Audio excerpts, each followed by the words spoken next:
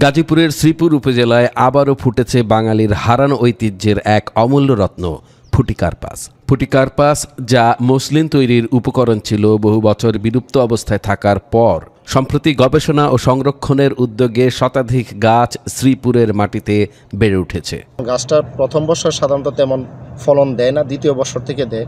তো দ্বিতীয় বছর থেকে ফলন দিলে কতটুকু ফলন দেয় এবং এটার পরিচর্যায় আসলে কতটুকু খরচ হয়, সব মিলে বাজার মূল্য কীরকম আসে, সেটা মিলিয়ে আমরা চেষ্টা করব যে এটা কী ফলাফল দাঁড় করানো যায়। সাউথ টাউনে হোক আপনার স্বপ্নের আবাসন, শতভাগ রেডি প্লট, সাথে সাথেই সাফকাবলা রেজিস্ট্রি।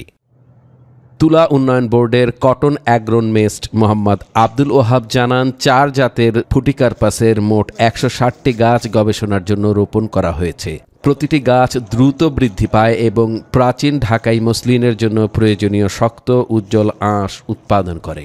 মসলিনের এই গাছটা আমরা কাপাসিয়া থেকে 2017 সালে কৃষকের বাড়ি থেকে সংগ্রহ করেছিলাম।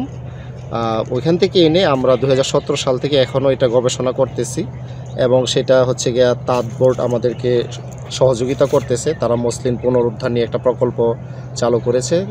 তারা আর আমরা মিলে এই জিনিসটা গবেষণা চালাচ্ছে এবং তাদের কাছে আমরা এখান থেকে মসলিন হিসাবে যে তুলাটা প্রেরণ করলাম, সেটা প্রেরণ করার পরে দেখা যায় যে না, সেটা আমাদের আদি যে মসলিন কাপড়ের যে তুলাটা ফুটিকার্পাসের তুলা, সেটাই হচ্ছে গিয়া এইখান থেকে আমরা কাপাসিয়া থেকে যে চারাটা সংগ্রহ করছিলাম, সেটাই হচ্ছে গিয়া মসলিনের আদি জাত আর কি। ফুটিকার্পাস সংরক্ষণ, বীজ উৎপাদন এবং মসলিন শিল্পের পূর্ণ পুনরুজ্জীবন ত্বরান্বিত করতে স্থানীয়রা একটি উন্নত মসলিন গবেষণা ইনস্টিটিউট স্থাপনের দাবি জানিয়েছে।